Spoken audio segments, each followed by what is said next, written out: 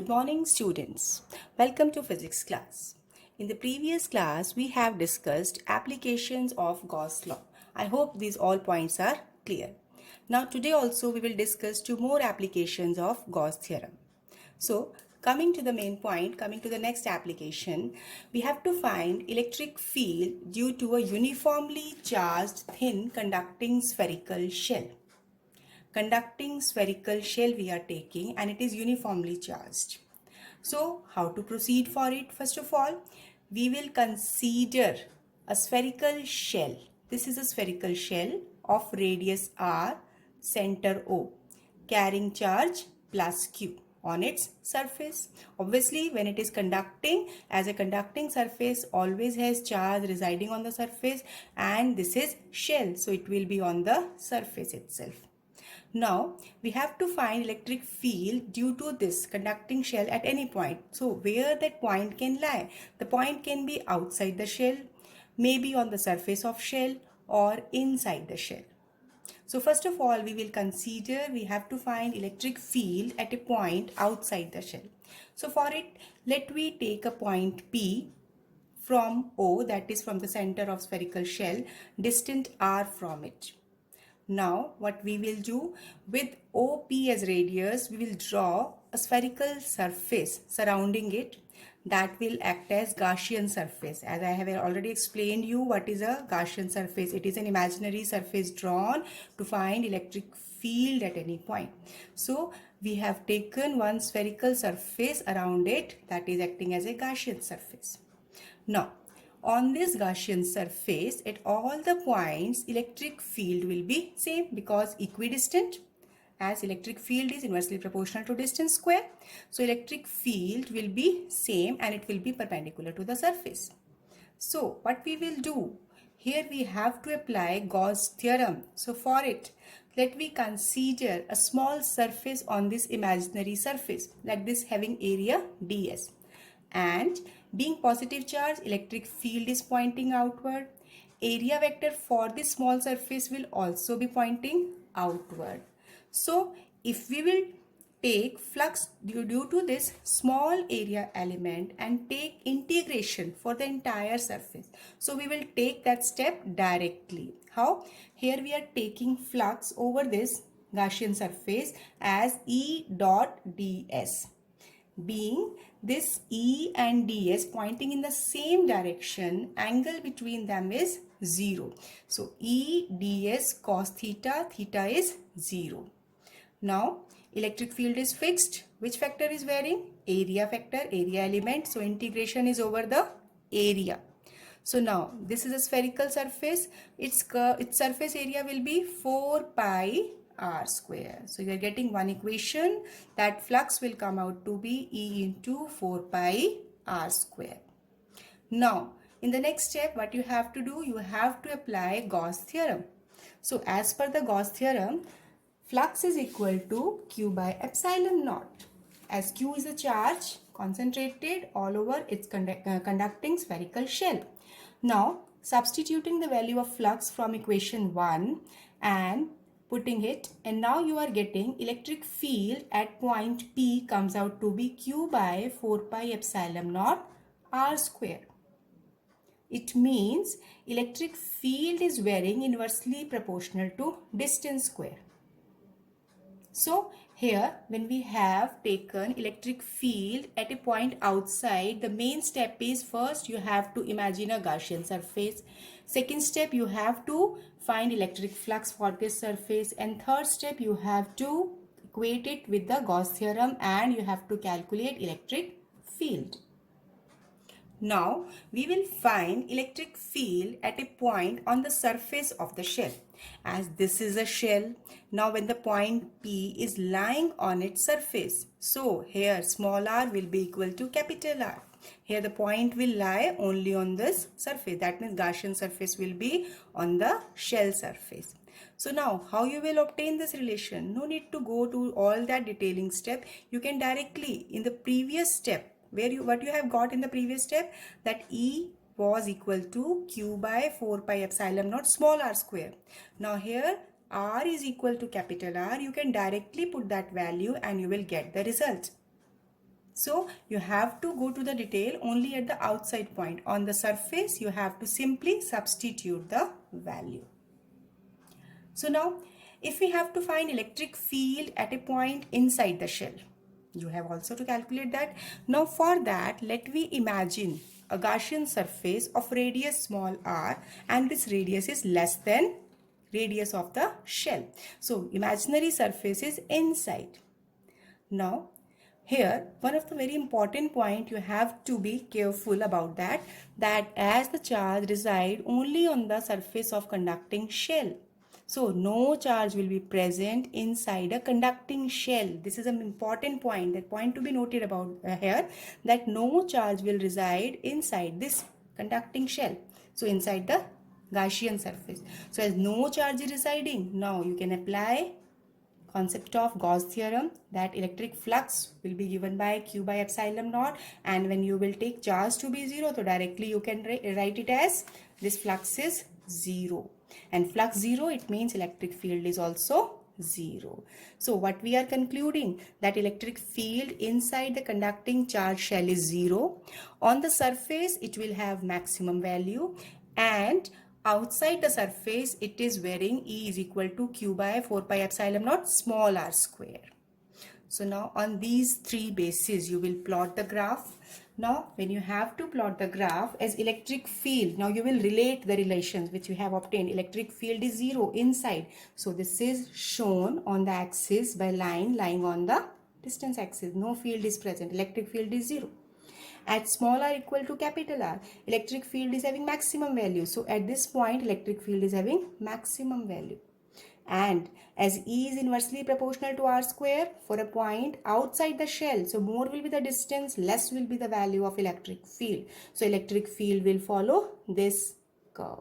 So this graph is important. Many a times it can be asked that plot a graph for electric field with a distance for a uniformly charged conducting shell. So you have to remember that initially it will be 0, and then it will have maximum value, and then it will vary in this form.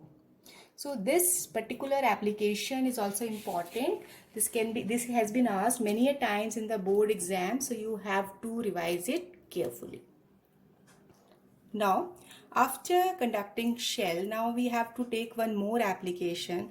Although directly this is not included in the syllabus, but we will not exclude it. Why? Because many a times it can be asked in conceptual problems. So you must understand its concept. What is it? Now you have to find electric field at any point due to uniformly charged non-conducting solid sphere or insulating solid sphere. So what is the difference between these two? You have to understand it. First one was conducting spherical shell. That means simply that was a conductor. Here it is non-conducting sphere. That means solid in between. It means matter is present somewhere in between also. So here again you are considering an insulating or non-conducting charged solid sphere having radius capital R, center O, and as charge is distributed over the surface, over this entire solid sphere, so it has volume charge density rho. Again, we have to find electric field at any point due to this non-conducting charge sphere. So the point can be outside the shell, on the surface of shell, and inside the shell. Although we will see that for a point outside and on the surface, that part will be quite similar to the previous case. But this is the point where we have to take the point inside the shell, inside the sphere, non-conducting sphere. Then this you have to understand it carefully, and it is very important. This is a major change. So for it we are considering a point, that we are taking a point, this can be the point P, inside the solid sphere. Let we are imagining a Gaussian surface of radius small r covering this point P on its boundary. So imagine a Gaussian surface of radius r and common center O, such that its radius is less than radius of the sphere. Now, as Q charge is distributed all over the surface, some part of this charge will be distributed inside also. So let we take Q dash is the charge present on the inner side, inner Gaussian surface. So you will assume this charge q dash on the inner Gaussian surface. Now you will apply Gauss theorem. What is it? That flux is equal to, that is surface integral of E dot ds is equal to q dash upon epsilon naught. This will be epsilon. This is the main point you have to take care. As here, this is a solid sphere. There's some matter is present. So permittivity of medium you will take. Instead, in the other case, you take epsilon naught. But here I have taken epsilon, permittivity of medium. So it should be clear to you. You have to mark it as a star so that this point should be noted. So q dash upon epsilon. Now here, as you will take surface integral, again you can take on this surface area, you have imagined a surface ds as its area vector and field both are pointing outward. So theta will be 0. This is for explanation part. You can directly write the steps as I have written, that E ds cos 0, or electric field is constant. So integration will be over area element ds. Now it will be equal to q dash upon epsilon. Now what is the changing factor? Area. What will be its area? Its area will be pi r square. E into 4 pi, not pi r square, it is 4 pi r square, because this is a sphere. Be careful. Initially I have told pi r square, that is for the circle, but here we have taken sphere. So it will be E into 4 pi r square equal to q dash upon epsilon. So electric field at any point inside the non-conducting sphere will be q dash upon 4 pi epsilon r square. Up to this point, this is quite simple. Now the main point which you have to understand, as volume charge density, what do you conclude? This is charge per unit volume. So it should be remaining same at every point we are taking. So if we have taken volume charge density, this will be q upon its complete volume. When we are taking volume charge density here, this q dash charge upon the volume of this particular region. So here volume charge density is q dash upon 4 by 3 pi small r cube, radius of small surface we are taking. So from here, charge present inside this Gaussian surface is 4 by 3 pi r cube into rho. Now substitute this value in equation, that is, you can name it as 1, electric field. So here when you will substitute its value, then on solving, taking the common factor and cancelling out, you will get it is equal to be small r rho upon 3 epsilon. Rho, volume charge density, that is fixed, 3 is constant, permittivity of medium is also fixed, so it means radius r. Electric field is varying with the radius r. More will be the radius, more will be the electric field, especially inside the shell, inside the non-conducting sphere. This is not shell. And if r is 0, that means exactly at the center, electric field will be 0 at the center. Now, so at the center of the sphere, electric field is 0. So now, next, if we have to find electric field at the surface of non-conducting sphere, what change you will take? You will replace that radius, that is small distance, r equal to capital R. It means that in that particular case, you will take on this figure that in this case, this point R, that means P point will lie only on this surface. So Gaussian surface will always lie on this surface. So now, as we will take it directly, you will substitute the value in equation 1. Here if you will replace small r by capital R, here what you will get? Q upon 4 pi epsilon naught r square. Second important thing, here we are taking charge Q, but in the previous case you have taken charge Q dash. Why? Because here we are taking on the surface, and on the surface of that means on the non-conducting whole sphere, total charge is Q. So no part is lost anywhere. So total charge is Q. That's why in the expression E is Q upon 4 pi epsilon naught r square.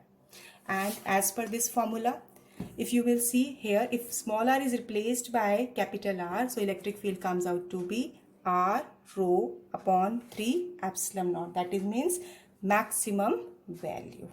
So on the surface, you can remember this value as well as this value. Now, Next is electric field outside the sphere.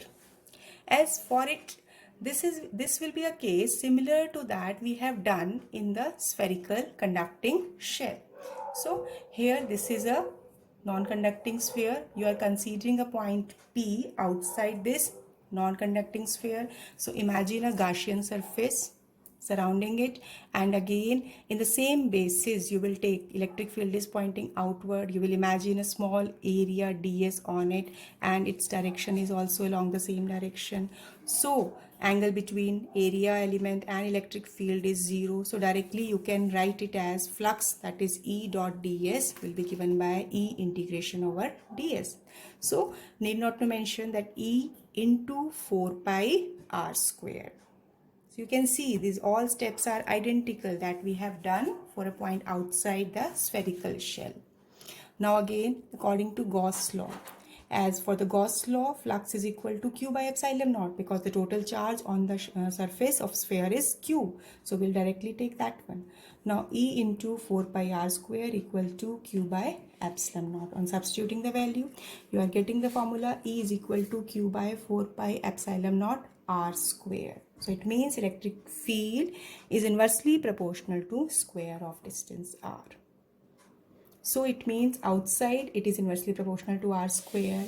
On the surface of the sphere it is having maximum value, and inside electric field is varying directly proportional to r. So, and at the center its value is 0. So taking this point 1, 2, 3 and this fourth point, you will draw a graph. So when you will plot electric field with distance r, see electric field is 0 at the center and it is varying directly proportional. Sorry, this should be not 1 by r. E is directly proportional to r. This is E is directly proportional to r. So it will be a straight line. At the surface it is having maximum value, and when you are moving away from the surface, that is point outside, it is following this curve. That means its value is going on decreasing.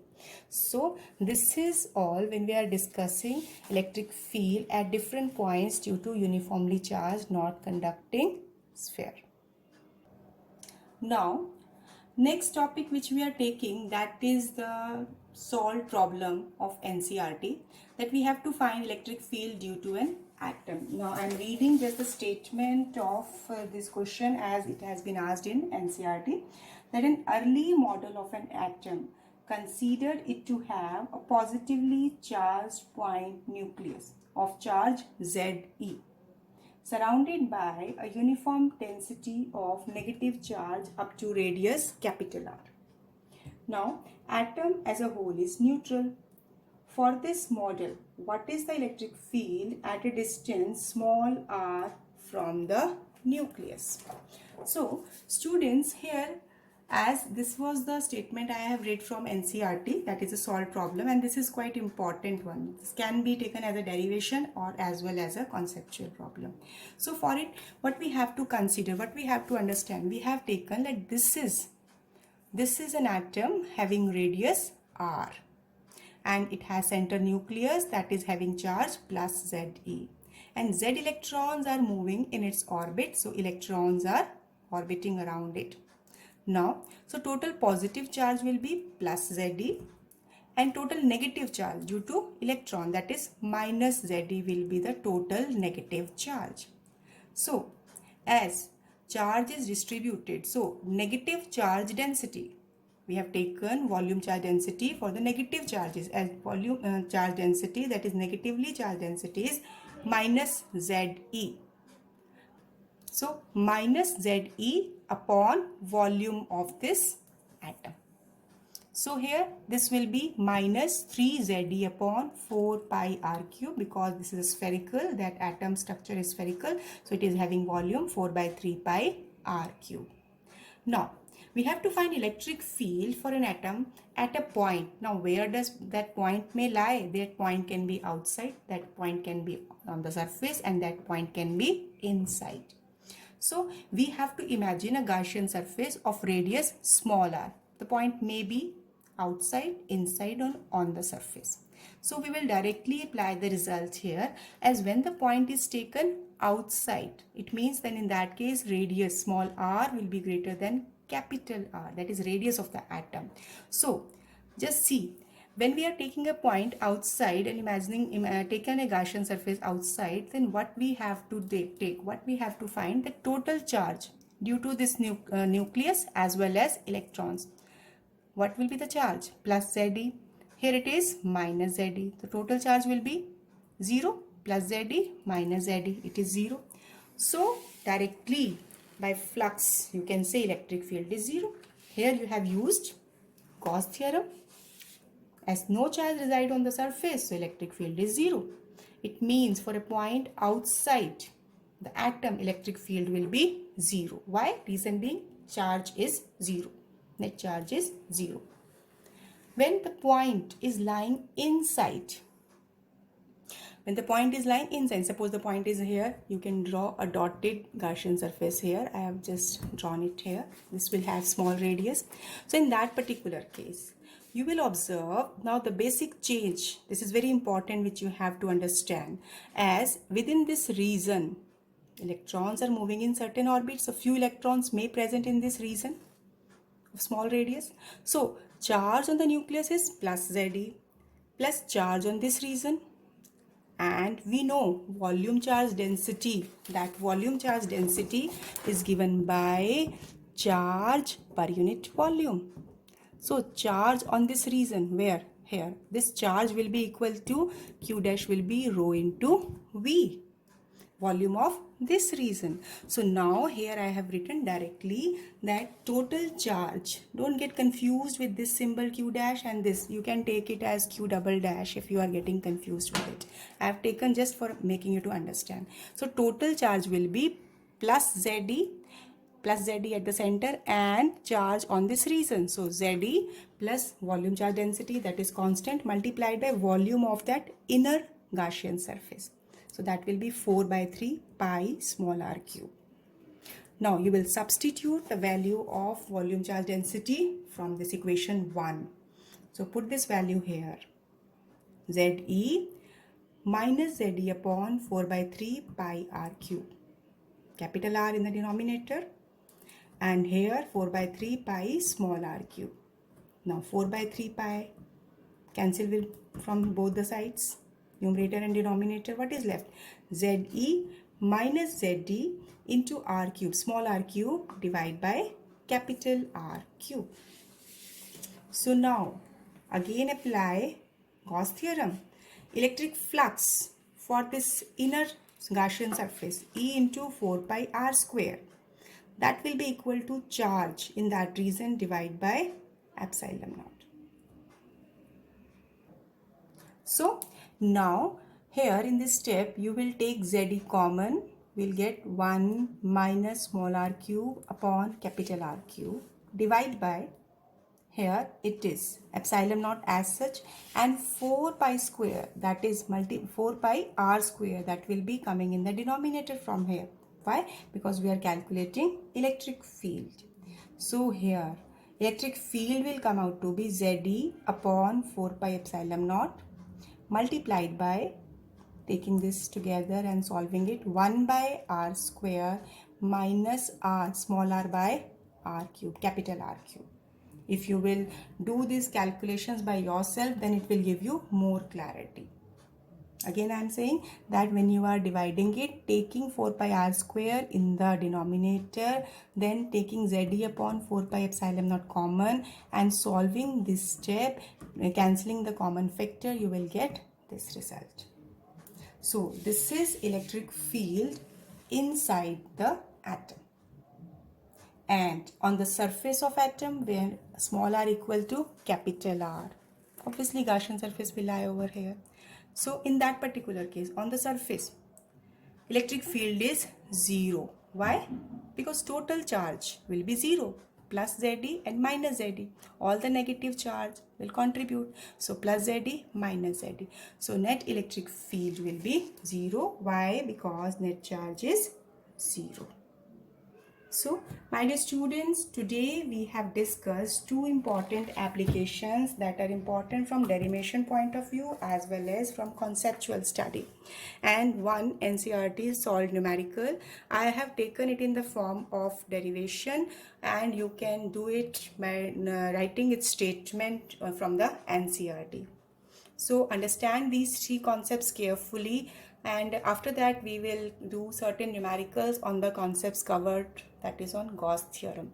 So firstly, understand these concepts very carefully, because all these concepts of electric flux, Gauss theorem, we will utilize in explaining the concept of numerical.